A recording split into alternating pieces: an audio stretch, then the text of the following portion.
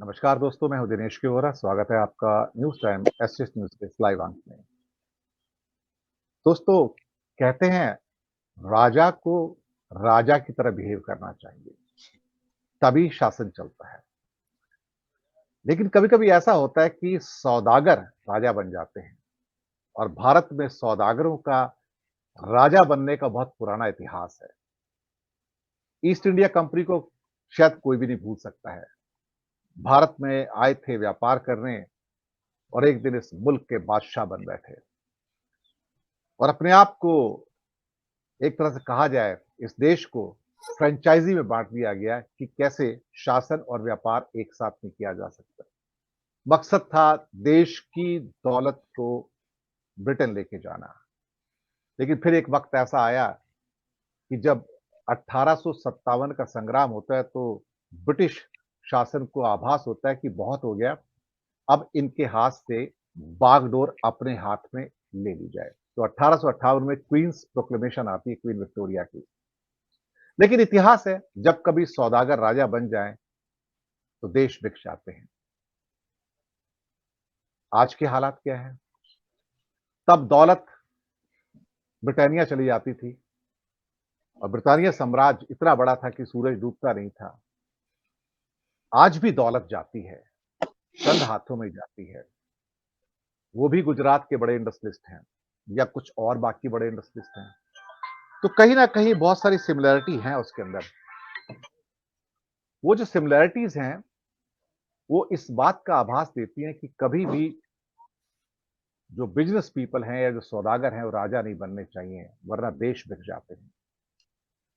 आज जिस ढंग से देश को टुकड़े टुकड़े करके बेचा जा रहा है, एयरपोर्ट्स हो, पोर्ट्स हो, ट्रांसमिशन लाइन्स हो, माइंस हो, मिनरल्स हो, सॉरी, या फिर आपके और बड़े बड़े प्रतिष्ठान हो।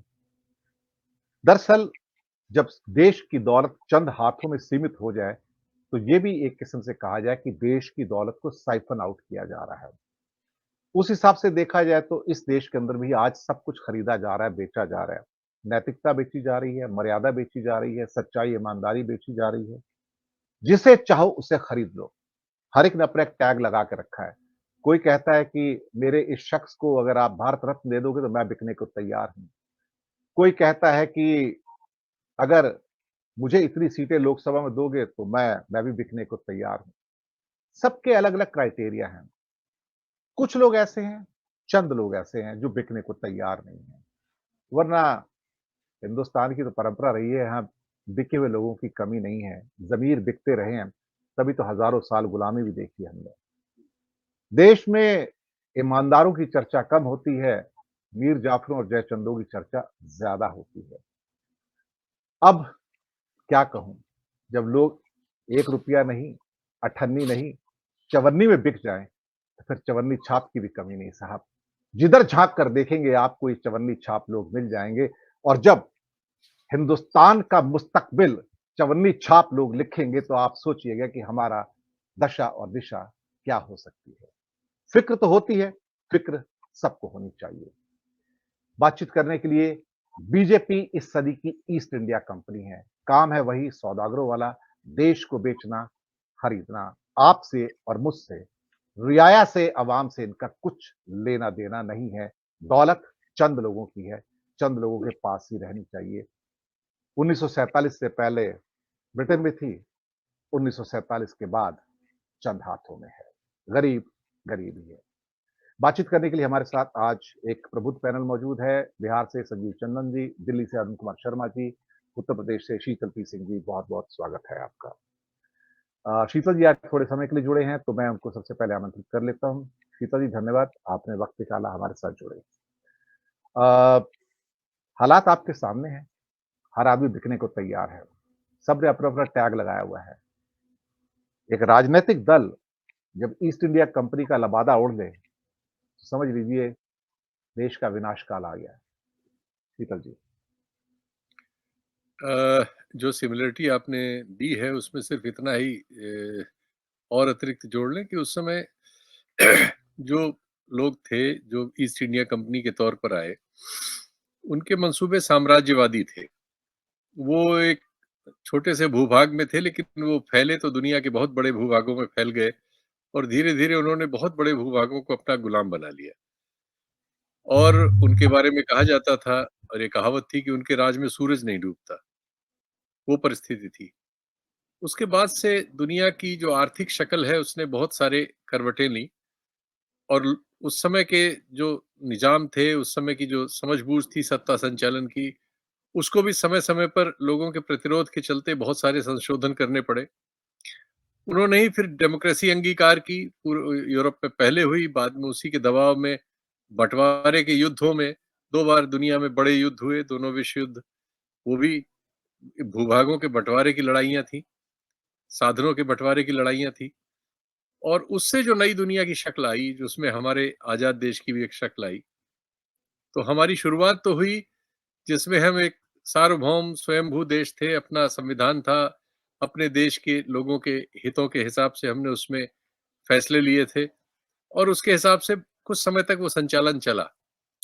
लेकिन चूँकि दुनिया का निज़ाम चलाने का जो माध्यम हो गया था, वो कैपिटल थी, पूँजी थी, तो पूँजी के कैरेक्टर में मुनाफ़ा है, बाज़ार चाहिए उसको और उससे जो विकृतियाँ पैदा होती हैं, उन्होंने हमारे यहाँ भी हमारे सामाजिक ढाँचे में, राजनैतिक ढाँचे में दीमक लगाना शुरू किया। उससे हम आज वहाँ तक पहुँच गए हैं कि आप ये एक कार्यक्रम कर रहे हैं जिसमें हम वो सिमिलैरिटी देखने की कोशिश कर रहे हैं जो आज से 200-300 साल पहले इस देश ने भुगती और जो ऐसा हुआ कि एक कंपनी आई, व्यापार करने आई, यहाँ से संसाधनों को जितना वो उस ज़माने के थे, उनसे जो धन उगा सकती थी, वो ले गई, बहुत सारी आर्टिकल भी ले गई। अब क्या हो रहा है कि तरीका बदल गया है। अब हमारे देश में जो धन पैदा होता है हम लोग बार-बार कहते हैं कि उसमें 60% 70% और कई बार 100% से भी ज़्यादा काला धन पैदा होता है। ये तमाम तरह के भ्रष्टाचार से उपजता है। ये जो पैदा होता है, इस धन को चैनलाइज़ करते हैं हमारे देश के वो उद्योगपति जो अपने लिए विदेशों में खाते खोल के रखने की सामर्थ्य रखते हैं और मॉरिशस और सिंगापुर वगैरह रूट से फिर वापस भारत में लाके भारत के संसाधनों को खरीदने में उसका इस्तेमाल करते हैं। इस काले पैसे ने हमारे देश में एक काली अर्थव्यवस्था का जो उदय किया है, उसने एक नई कठिनाई पैदा कर दी और वो सिमिलरिटी जो आपने कार्यक्रम की शुरुआत में कहा, वो पैदा कर दी है। अब कोई दूसरी देश का गोरा, पीला आदमी नहीं है और ऐसी कौम नहीं है। हमारे में से ही लोग हैं, लेकिन उन्होंने अपने उन्हीं तरह से बदल लिया है और अंतर्राष्ट्रीय अपने बैंकिंग सिस्टम का इस्तेमाल करके हमारे यहाँ से हमारी ही दौलत हमसे ही ठगी हुई ले जाके हम ही को खरीद ले रहे हैं और वो खरीदने बेचने का काम लगातार ये बढ़ता ही चला जा रहा है और धीरे-धीरे वो शायद वहाँ पहुँच जाए जहाँ जनता के हाथ में कुछ रह ही नहीं जाएगा। उसका सब कुछ उसके हाथ से निकल जाएगा और कुछ लोगों के हाथ में सब कुछ आ जाएगा। इस ओर जो मुनाफ़े की दौड़ है और बाज़ार अर्थव्यवस्था जिसको सींचती है, उससे हमारी जो ये परिस्थिति पैदा हुई है जिसमें आपने ये कार्यक्रम आज का रखा है। अब सवाल ये है कि इसको रोकने का काम क्या हो सकता है? रोकने का काम एक राजनैतिक काम है, जो राजनैतिक कर्मियों को करना है। लेकिन बिल्कुल आशा नहीं बनती, आपने बिल्कुल ठीक कहा, कोई चवन्नी में बिक रहा है, कोई अठन्नी में बिक रहा है, कोई राज्यसभा में बिक रहा है, कोई पुरस्कार में बिक रहा है। अपने-अपने रेट हैं सबके, लेकिन सब अपने आप को बाज़ार में खड़े कर चुके हैं। विचार के आधार पर, विचारधारा के आधार पर राजनीति करने का जो उपक्रम था या है दुनिया में अभी भी, वो धीरे-धीरे क्षीण होता-होता बहुत छोटे दायरे में सिमटता जा रहा है।